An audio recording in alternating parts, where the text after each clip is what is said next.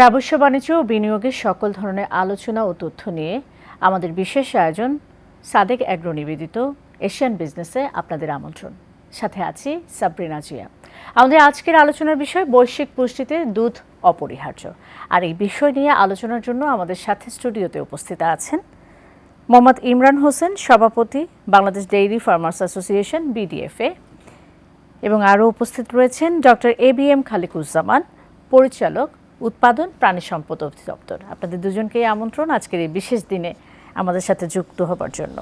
আমাদের আজকের আলোচনার বিষয় যেহেতু হচ্ছে বৈশ্বিক পুষ্টিতে দুধ অপরিহার্য, আমি আপনাকে দিয়ে শুরু করতে চাই। বাংলাদেশের দুধ উৎপাদনের স্বয়ংসম্পূর্ণতার পথে এক্ষেত্রে চ্যালেঞ্জগুলো কী কী এবং কিভাবে ডেইরি সেক্টরের চ্যালেঞ্জগুলোর সমাধান করা যায় বলে মনে করেন? আপনাকে ধন্যবাদ।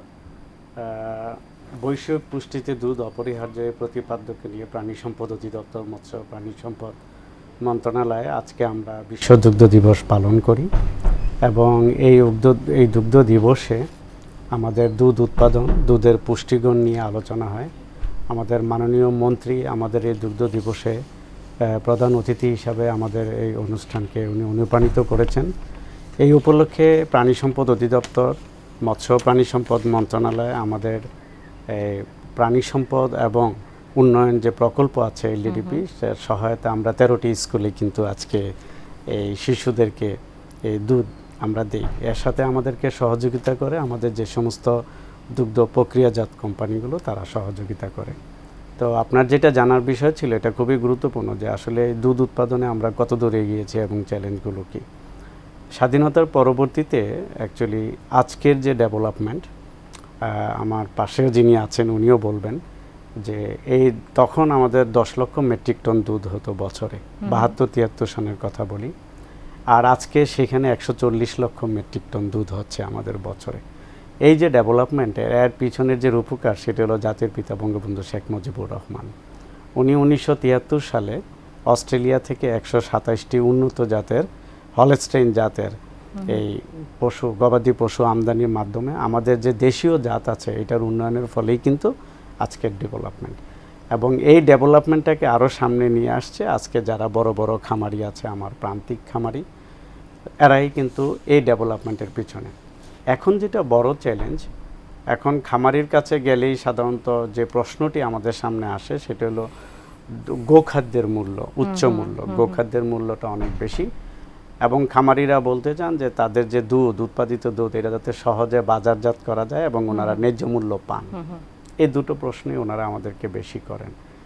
সেই ক্ষেত্রে অবশ্যই আমি বলবো সরকার গোখাদ্য তৈরিতে, বাণিজ্যিক গোখাদ্য তৈরিতে, বিশেষ করে দানাদার খাদ্য তৈরিতে কিন্তু পশুখাদ্য উপাদান আমদানিতে বিভিন্ন শুল্ক সুবিধা প্রদান করে আসছে। তারপরেও আজকে আমরা বলতে চাই এই সুবিধার পাশাপাশি খামারিদের তাদের একটা আবেদন থাকে যে সমস্ত খামারিদের কাছ থেকে আমরা পশুখাদ্য উপাদান ক্রয় করি তাদের যে উৎস থেকে যে ট্যাক্সটা আছে, ট্যাক্স ডিডাকশন অ্যাট সোর্স, এটা যাতে মওকুফ করা হয়, এটা গেল একটা দিক। আরেকটা দিক আমি বলবো আমাদের একটা বড় চ্যালেঞ্জ যে নিম্নমানের গরুদুধ আমদানি।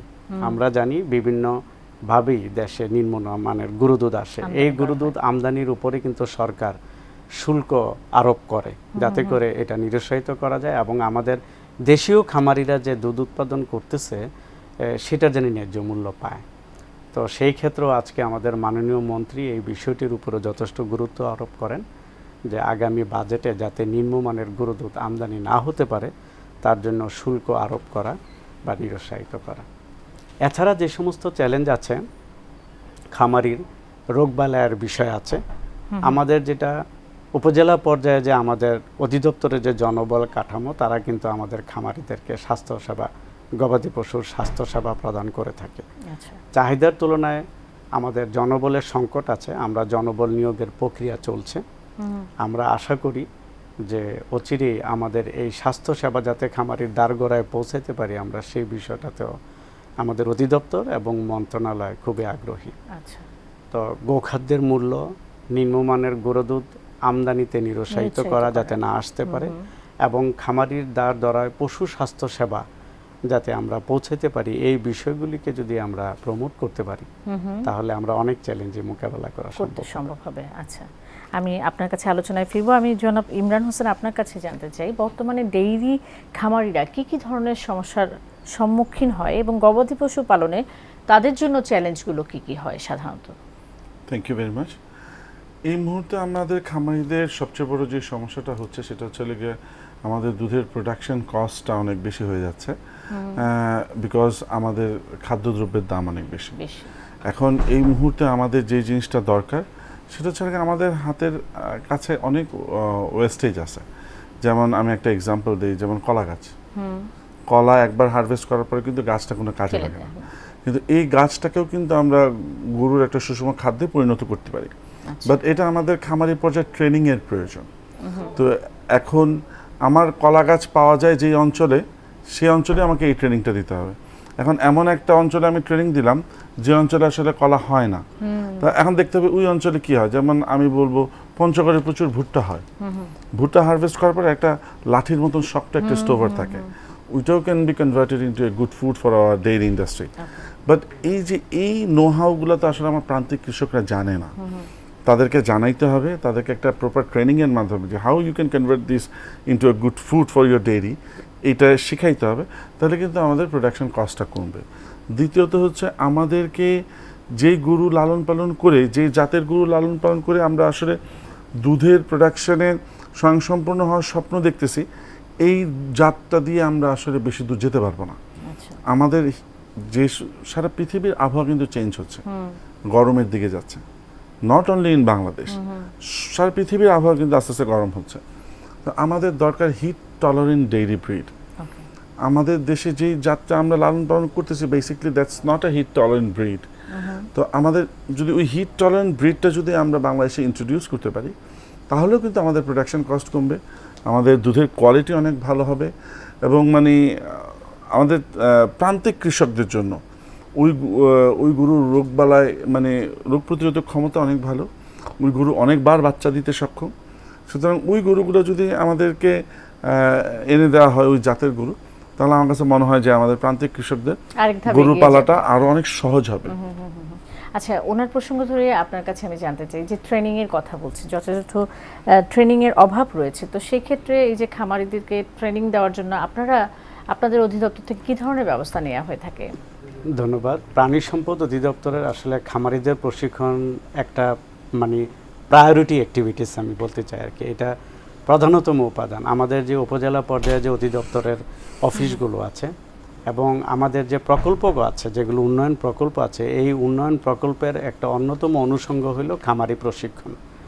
আমরা প্রডিউসার গ্রুপ, আমাদের বর্তমানে যে প্রাণী সম্পদ ও ডেইরি উন্নয়ন প্রকল্প আছে, সারা দেশে তারা খামারিদের সংগঠিত করছে। প্রায় 4500 মতো আমাদের প্রডিউসার গ্রুপ আমরা বলি আর কি, পিজি, এই সংগঠিত করে এদেরকে নিত্য নতুন প্রযুক্তি, কিভাবে দুধের পুষ্টিগুণ এবং দুধ ও দুগ্ধজাত পণ্য, তারা উদাহরণ হিসাবে বলতে পারি যে ক্রিম সেপারেটর মেশিন, অথবা দুধ থেকে কিভাবে দুগ্ধজাত পণ্য চিজ বাটার করা যায়, এই প্রশিক্ষণগুলো দিচ্ছে। শুধু দুধ উৎপাদন করলেই তো হবে না, এটার কনজামশনটাও বাড়াইতে হবে। তো সেই ক্ষেত্রে যদি আমরা দুধ ও দুগ্ধজাত পণ্য এই প্রশিক্ষণগুলো খামারিদের দেই, এবং সেই ক্ষেত্রে দুধের কনজামশনও বাড়বে। তো এই প্রকল্পের মাধ্যমে 61টি জেলায় সারা দেশেই কিন্তু আমরা এই প্রশিক্ষণ কার্যক্রম অব্যাহত আছে। এছাড়া যে কোনো প্রকল্পে, যে কোনো উন্নয়ন প্রকল্পেই কিন্তু আমরা গোখাদ্য, উন্নত মানের গোখাদ্য চাষ এবং কিভাবে গবাদি পশু লালন পালন করা যায়, কিভাবে গবাদি পশু লালন পালন করে লাভবান হওয়া যায়, তার রোগবালাই নিয়ন্ত্রণ করা যায়, তার ভ্যাকসিনেশন, তার ফিডিং ম্যানেজমেন্ট, এই সমস্ত প্রযুক্তিগুলো কিন্তু আমরা প্রশিক্ষণ দিয়ে থাকি। কাজেই এই প্রশিক্ষণ অব্যাহত আছে, এবং যাতে করে খামারি এই গবাদি পশুপালনে লাভজনক করতে পারে সে। জি, আপনার কাছে আমি এবার জানতে চাই, বাংলাদেশ ডেইরি ফার্মার অ্যাসোসিয়েশন যে রয়েছে, তারা খামারিদের উন্নয়নে কি ধরনের ভূমিকা পালন করে আসছে এবং ডেইরি উন্নয়ন অ্যাসোসিয়েশনের ভূমিকাগুলো কি, যদি আমাদের দর্শকদের জানাতেন। Thank you. আমরা আসলে বিভিন্ন সময় বিদেশ থেকে ট্রেনার নিয়ে আসি খামারিদেরকে ট্রেনিং দেওয়ার জন্য। তারপরে আমরা বিভিন্ন বিভাগীয় শহরগুলোতে আমরা অনেক রকমের প্রাণী প্রদর্শনী, প্রাণী মেলা, এগুলো আয়োজন করি, যাতে কিভাবে খামারিদেরকে কিংবা প্রান্তিক কৃষকদেরকে কিভাবে একটা ভালো বায়ারের সাথে কানেক্ট করে দেওয়া যায়, এই যে কানেক্টিভিটির ব্যাপারটা, এগুলাই আমাদের সবসময় চেষ্টা থাকে। তারপরে আমরা কয়েকদিন আগে যেমন ঢাকায় পুরান বাণিজ্য মেলার মাঠে আমরা প্রাণী সম্পদ প্রদর্শনী আয়োজন করলাম, আমাদের মাননীয় প্রধানমন্ত্রী আমাদের চিফ গেস্ট ছিলেন। তো এইসব ব্যাপারে আমরা সবসময় এই যে কয়েকদিন আগে যে একটা ঘূর্ণিঝড় হলো, এই ঘূর্ণিঝড়ে যে দক্ষিণবঙ্গে যে খামারিরা বিশালভাবে ব্যাপক ক্ষয়ক্ষতি হয়েছে, বিশাল ক্ষয়ক্ষতি হয়েছে, কিন্তু এখন কিন্তু আবার আফটার এফেক্ট আরো খারাপ হচ্ছে। কি দক্ষিণবঙ্গের বেশিরভাগ গরুগুলো না ছোট গরু, এই ছোট গরুগুলোকে না ওরা বেশিরভাগ গরু মানে মালিকরাই কিন্তু দানাদার খাওয়ায় না, মাঠের ঘাস আর খড়, খড় খাওয়াইলেই এই ছোট গরুগুলো মোটামুটি সাফিসিয়েন্ট হয়ে যায়। এখন হয়েছে কি মাঠের ঘাসটা কিন্তু পানির নিচে, আর খড়ের কয়েকদিন আগে কিন্তু নতুন খড় উঠছে, আমরা কয়েকদিন আগে ধান কাটা হয়েছে, কয়েকদিন আগে নতুন খড় উঠছে, সেই নতুন খড়ের পালাগুলো কিন্তু পানিতে ভেসে গেছে। তো এর জন্য এই মুহূর্তে তারা একটা বিশাল খাদ্য সংকটে আছে, খাদ্যর অভাবে এবং ভালো পানির অভাবে এই গরুগুলো অসুস্থ হয়ে যাচ্ছে। এর জন্য আজকে আমরা প্রেস কনফারেন্স করছি। আমাদের দাবি, সবচেয়ে মূল দাবি ছিল এটা, যে এই দক্ষিণবঙ্গে যেসব খামারিরা ক্ষতিগ্রস্ত হয়েছেন তাদের জন্য অনতিবিলম্বে চিকিৎসার ব্যবস্থা করা, তাদের জন্য আপৎকালীন এই মিনিমাম 1 মাস চলতে পারে এরকম আপৎকালীন খাদ্যের ব্যবস্থা করা। মানে মানুষকে ত্রাণ যেমন দরকার, পশুগুলোর জন্য ত্রাণ তেমন দরকার। তারপরে এই গরুর ঘরগুলো সব চলে গেছে একদম জিরো। এই ওদের পুনর্বাসনের জন্য যদি ছোট একটা পরিসরেও যদি অল্প কয়েকটা টিন দিয়ে যদি সাহায্য করা যায়। আর আপনি জানেন আমাদের গ্রাম বাংলার একটা চিরচারিত নিয়ম আছে যে ছোট ছোট সমিতি কিংবা এনজিও থেকে টাকা তুলে এই গরু ছাগল কিনে লালন পালন করে একটা প্র্যাকটিস আছে। তো এইটা হয়েছে কি প্রচুর গরু মারা গেছে, ভেসে গেছে। এখন যাদের গরু মারা গেছে কিংবা ভেসে গেছে সে ঋণ শোধ করবে কিভাবে? তো ওই সব খামারিদেরকে আইডেন্টিফাই করে তাদের সুদটা কিভাবে মওকুফ করা যায়, ঋণটা কিভাবে মওকুফ করা যায়, এইটা একটা যথাযথ ব্যবস্থা গ্রহণ করা। আচ্ছা, এই প্রশ্নের রেশ ধরেই আমি আপনার কাছে জানতে চাই যে এই যে ঘূর্ণিঝড় হলো এবং ব্যাপক ক্ষয়ক্ষতি হয়েছে, মানুষেরও যেমন ত্রাণ প্রয়োজন রয়েছে, একই সাথে ওনার কথা ধরে যদি বলতে চাই গবাদি পশুরও সেটা দরকার রয়েছে। তো প্রাণী সম্পদ অধিদপ্তর থেকে এই জন্য কোনো বিশেষ ব্যবস্থা নেওয়া হয়েছে কিনা এই বিষয়টিকে কেন্দ্র করে? চমৎকার, এটা আমরা আসলেই একটা বড় ঘূর্ণিঝড় আমরা ফেস করলাম।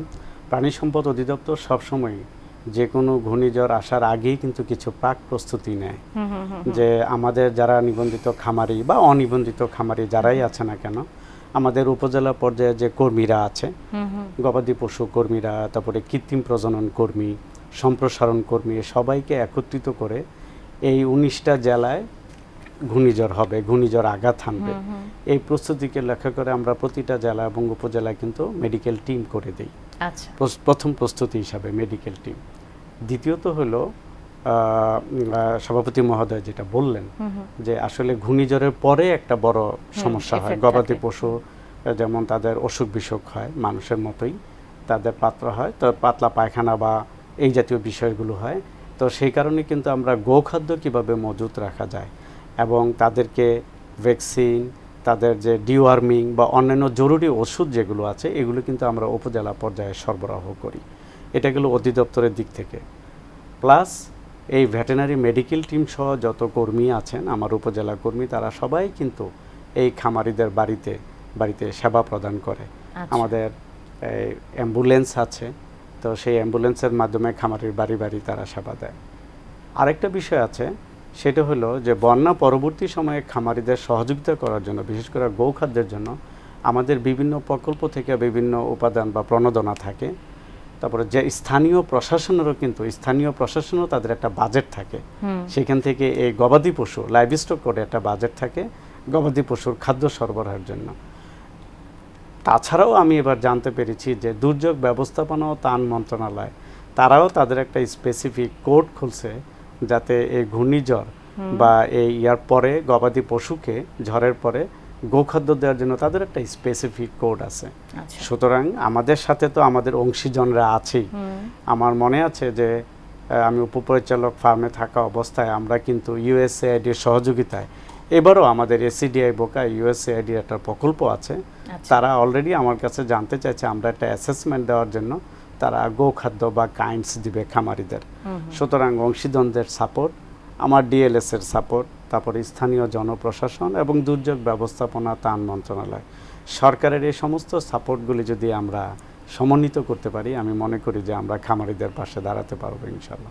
আচ্ছা, যেহেতু এখানে সরকারের বিষয়টি আসলে আমি একটু জানতে চাই, সামনে বাজেট, তো আপনাদের প্রাণী সম্পদ অধিদপ্তর থেকে কি ধরনের বাজেট আপনারা আশা করছেন এবং কেমন বাজেট, মানে এটা রিলেটেড ডেইরি খাতে উন্নয়নের জন্য কি কি বাজেট রাখা হতে পারে এবং একই সাথে সরকার কি কি ধরনের পদক্ষেপ নিতে পারে?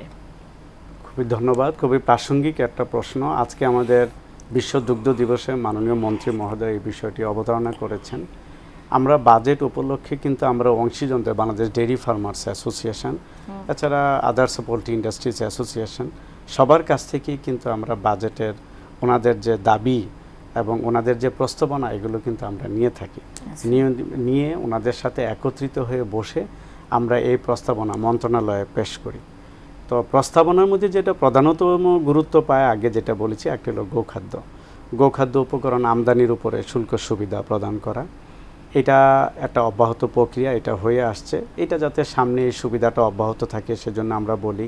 তাছাড়া আমি বলছিলাম যে আমাদের এই খাদ্য উপকরণ আমরা যেখান থেকে সংগ্রহ করি অ্যাট সোর্স, সেখানে যে ট্যাক্সটা আছে এই ট্যাক্সটা মৌকুফের বিষয়ে আমাদের অংশীজনদের কাছ থেকে, ফার্মার্স অ্যাসোসিয়েশনদের কাছ থেকে আমরা বিভিন্ন সময়ে এটার জন্য আমরা প্রস্তাবনা পেয়ে থাকি। তো সেই হিসাবে এই প্রস্তাবগুলিও আমরা মন্ত্রণালয়ে প্রেরণ করব। তাছাড়া আমি যেটা শুরুতেই বলতেছিলাম যে নিম্নমানের গরু দুধ যদি আমদানি করতে পারে কেউ ট্যাক্স দিয়ে বা বৈধ পথেও যদি করে, যারা আমদানি করে, তার পুষ্টিগুণ কিন্তু আমার দুধের পুষ্টিগুণের সমতুল্য নয়। এবং সেই পাউডার দুধ দিয়ে যখন দুধকে রিকনস্টিটিউট করা হয়, তার যে লিটার প্রতি মূল্য সেটা হয়তো 30-32 টাকা বা আরও কম, কিন্তু আমার খামারিদের যে উৎপাদন খরচ ধরেন এটা 40 টাকার উপরে, প্রায় 42-45 টাকার মতো। কাজেই সে তো ওই নিম্নমানের দুধ, যে দুধ তৈরি করলো, ভেজাল দুধ তৈরি করলো, তার সাথে সে তো টিকে থাকবে না। তো এই বিষয়গুলিকে, গরু দুধের অনেকগুলো হারমোনিয়াস সিস্টেম কোড আছে, অনেকগুলো আর্থিক কোড আছে, প্রত্যেকটা কোড ধরে ধরে ডেইরি ফার্মার্স অ্যাসোসিয়েশন, অন্যান্য অংশীজন, অন্যান্য কমিউনিটি বা খামার থেকে যে প্রস্তাবগুলো আসে আমরা সবগুলো যাচাই বাছাই করে আমরা এই সংসদে এই বাজেটে প্রস্তাব পেশ করি। আপনার কাছে একটু জানতে চাইবো যে গবাদি পশুর উন্নত জাত এবং রোগবালাই দমনে সংস্কারের জন্য কি ধরনের পদক্ষেপ নেওয়া যেতে পারে বা পদক্ষেপগুলো যেগুলো রয়েছে সেগুলো কি কি? আসলে রোগবালাই দমনে আমাদের সবচেয়ে বেশি যে জিনিসটা প্রয়োজন সেটা হচ্ছে গিয়ে উন্নত মানের ভ্যাকসিন এবং অনেক রকমের ভ্যাকসিন। যেমন আমরা দেখছি বাইরের দেশে নিউমোনিয়ার ভ্যাকসিন আছে, কিন্তু আমাদের দেশে নিউমোনিয়ার ভ্যাকসিনটা পাওয়া যায় না। ছাগলের ক্ষেত্রে আমাদের দেশে শুধু গোট পক্স আর হচ্ছে আপনার ইয়েটা পাওয়া যায়, পিপিআর। কিন্তু আমরা দেখছি আমাদের দেশে ছাগল সবচেয়ে বেশি মারা যাচ্ছে শ্বাসকষ্টজনিত কারণে, কিন্তু আমাদের কাছে কোনো নিউমোনিয়ার ভ্যাকসিন নেই। তো এই যে কিছু কিছু জিনিস, যে যেমন আমাদের মানুষের ক্ষেত্রে কিন্তু সব আপডেটেড কিন্তু আমাদের কাছে আছে, করোনার ভ্যাকসিন সবচেয়ে লেটেস্ট, কিন্তু এগুলো আমাদের কাছে আছে। বাট গবাদি পশুর ক্ষেত্রে আমাদের উন্নত বিশ্বে যেরকম আপডেটেড সিরিজ অফ ভ্যাকসিন আছে, আমাদের দেশে সেই ভ্যাকসিনটা নাই। আমাদের দেশে আরও অনেক রকমের ভ্যাকসিন প্রয়োজন, রোজ নতুন নতুন রোগবালাই আসতেছে। তারপরে মাঝে মধ্যে আবার আমাদের অনেকগুলো ভ্যাকসিন আমরা আমদানি নির্ভর, দেখা যাচ্ছে আমদানি নির্ভর যে ভ্যাকসিনগুলো প্রায় মার্কেট শর্ট হয়ে যায়, তখন কালোবাজিরা কিন্তু একটা বড় সুযোগ নেয়। তো এই সব ভ্যাকসিনগুলো যদি লোকালি প্রডিউস করা যায়, সরকারের অনেক ভালো ভালো ল্যাবরেটরি আছে এগুলো প্রডিউস করা, যদি সব ভ্যাকসিন এই জায়গায় প্রডিউস করা যায় তাহলে কিন্তু আমাদের এই ক্রাইসিসটা ফেস করতে হবে না। ক্রাইসিসের সময় তখন দেখা গেছে যেটা বড় ধরনের একটা হ্যাম্পার হয়ে যায়। আমার কাছে মনে হয় এই রোগবালাই যদি আমাদের কাটায় উঠতে হয়, আরেকটা বড় কারণ সেটা হচ্ছে এই যে ইন্ডো বাংলা বর্ডার, চারিদিকে যে আমাদের বর্ডার, ইন্ডিয়া থেকে যে গরুগুলো আসে এগুলো কিন্তু বেশিরভাগই রোগাক্রান্ত গরু। ওরা রোগাক্রান্ত গরুগুলোকে আমাদের দেশে পুশ করে দেয়। তো গত 3 বছর আমাদের দেশে কিন্তু এই ইন্ডিয়ান গরু আসে নাই।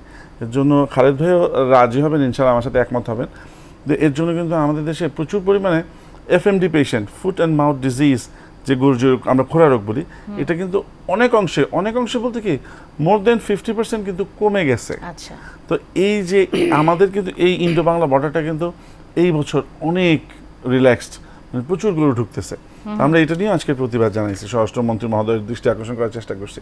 তো এই ইন্ডো বাংলা বর্ডারটা যদি প্রপারলি চেক অ্যান্ড ব্যালেন্স করা যায়, এই গরুগুলো যদি না ঢুকে, তাহলেও কিন্তু আমাদের দেশীয় উৎপাদিত গরুগুলো কিন্তু রোগবালাই আক্রান্ত জি, হবে না। বুঝতে পেরেছি। আমরা একেবারে অনুষ্ঠানের শেষ পর্যায়ে চলে এসেছি। যদি খুব সংক্ষেপে, একদম খুবই শর্ট টাইম আছে, একদমই হাতে সময় নেই, 20 সেকেন্ডের মতো সময় আছে, যদি বলেন যে সরকারের এবারে ভিশন কি রয়েছে গবাদি পশু নিয়ে, প্রাণী সম্পদ আমাদের গবাদি পশুর কুরবানি উপলক্ষে বিগত 4-5 বছরে যেটা শুনলেন যে অ্যাকচুয়ালি বাইরে থেকে কোনো গবাদি পশু আমরা মানে ঢুকতে পারে না, আমরা প্রোটেকশন করার চেষ্টা করি স্পোরাডিক্যালি 2-1টা কেস ছাড়া। সরকারের ভিশন হলো অষ্টম পঞ্চবার্ষিকী পরিকল্পনায় আমরা 250 ml কে টার্গেট করে আমরা 222 ml পর্যন্ত আমাদের প্রাপ্যতা, 2030-এ আমরা 270 ml খেতে চাই। মাননীয় প্রধানমন্ত্রী তার বাংলাদেশ প্রেক্ষিত পরিকল্পনায় 2041-এ আমরা 300 ml দুধ জনপ্রতি প্রাপ্যতা করতে চাই। তো এই উদ্দেশ্য নিয়ে আমরা কাজ করছি। অসংখ্য ধন্যবাদ আমাদের আজকের আয়োজনে যুক্ত হবার জন্য। আপনাকেও ধন্যবাদ।